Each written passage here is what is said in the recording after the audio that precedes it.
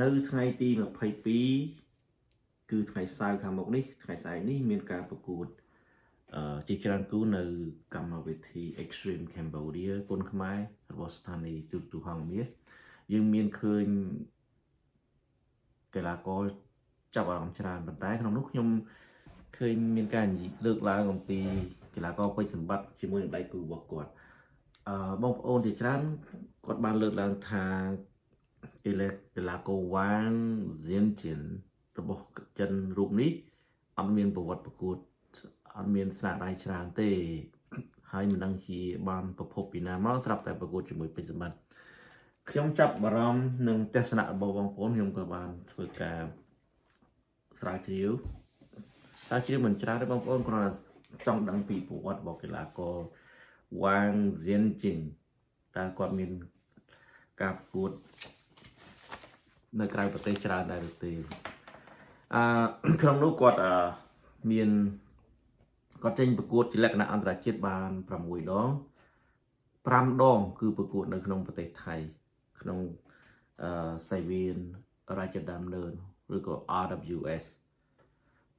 ហើយតែមួយប្រកួតទេគាត់ប្រកួត kickboxing នៅជប៉ុនហើយក្នុង6ប្រកួតជាលក្ខណៈអន្តរជាតិដែលគាត់ប្រកួតនោះគឺគាត់ឈ្នះ4ចាញ់2ឈ្នះ4នោះគឺឈ្នះ kickboxing 1ឈ្នះលក្ខណៈបដាលសេរីដែលប្រើកែងប្រើជង្គង់ចាប់អោបបោកឯហ្នឹងចាប់អោបប្រើជង្គង់ដូចគុនខ្មែរដែរហ្នឹងគឺគាត់ឈ្នះ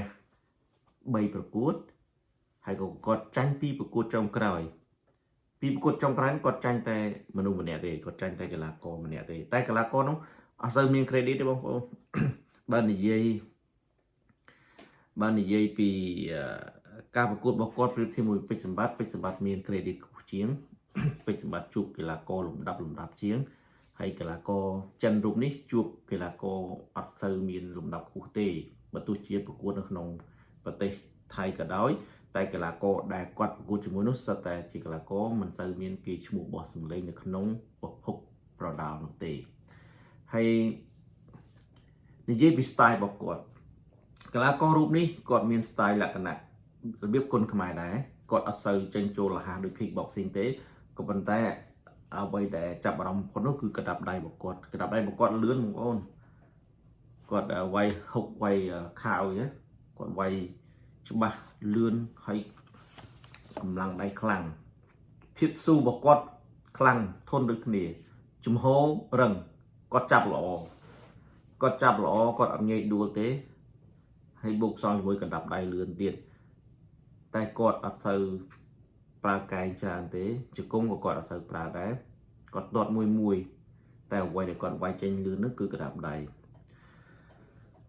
ហើយក្នុង6ប្រកួតនោះគឺរយៈពេល4ឆ្នាំរយៈពេល3ឆ្នាំបងប្អូនគឺឆ្នាំ2024គាត់ប្រកួត3ប្រកួត25គាត់ប្រកួត1ប្រកួត26គាត់ប្រកួត2ប្រកួតហើយប្រកួតថ្មីនេះគឺគាត់ប្រកួតទៅប្រកួតមួយខែមុនទេបងប្អូនទៅប្រកួតបានមួយខែមុនទេនៅប្រទេសថៃនេះគាត់ចាញ់បន្ទុកកីឡាករថៃហាសនាមថា Bruce Lee ហើយកីឡាករនោះក៏គាត់មិនជាល្អប៉ុន្មានហើយគាត់ជាអតីតម្ចាស់ខ្សែក្រវ៉ាត់នៅ Max មួយថៃនេះយើងនិយាយត្រង់មកនោះកុំលាក់លៀមអីហើយកីឡាករនេះបច្ចុប្បន្នគាត់ហាត់នៅក្នុងប្រទេសថៃបាទគាត់ហាត់មួយថៃនៅប្រទេសថៃអញ្ចឹងមកប៉ះពេជ្រសម្បត្តិល្អមើលសួរថាឈ្នះពេជ្រសម្បត្តិអត់ភាគរយតិចបំផុតដែលអាចយកឈ្នះពេជ្រសម្បត្តិសួរថាបើអត់ឈ្នះពេជ្រសម្បត្តិតើអាចគាត់ទុកទឹកបានទេខ្ញុំគិតថាទុបអត់បានមួយពេជ្រសម្បត្តិទេអាចនឹងសន្លប់ទឹកទី3បាទអាចសន្លប់ទឹកទី3ឬក៏ប្រឈប់ទឹកទី3តែកីឡាករនេះមានទឹកចិត្តល្អទឹកចិត្តប្រកួតល្អហើយគូនេះបងប្អូននឹងជួចិត្តបើទោះជាមិនចប់ទឹកក៏ដោយគឺកីឡាករនេះវាយជក់ចិត្តតែឲ្យបុកទេអត់បុកទេកីឡាករនេះវាយតាមកលៈទេសៈបើដៃគូថយគាត់តាមបើដៃគូជំហររឹងបុកគាត់ថយអញ្ចឹងគាត់វាយលក្ខណៈមួយថៃច្រើនជាង kickboxing គាត់មានចេញមានចូល តែបើប៉ះពេជ្រសម្បត្តិធានានឹងថយហើយកណ្ដាប់ដៃគាត់ល្អបើចូលរបស់គាត់មុនក៏អាចពិបាកដែរតែពេជ្រសម្បត្តិយើងដឹងហើយកីឡាករធន់ស៊ូហើយប្រើកង់ចេញមករៀមមិនងាយព្រួលពេជ្រសម្បត្តិបានទេដូច្នេះគូនេះខ្ញុំគិតថាបានត្រឹម3ទឹកបាទត្រឹម3ទឹក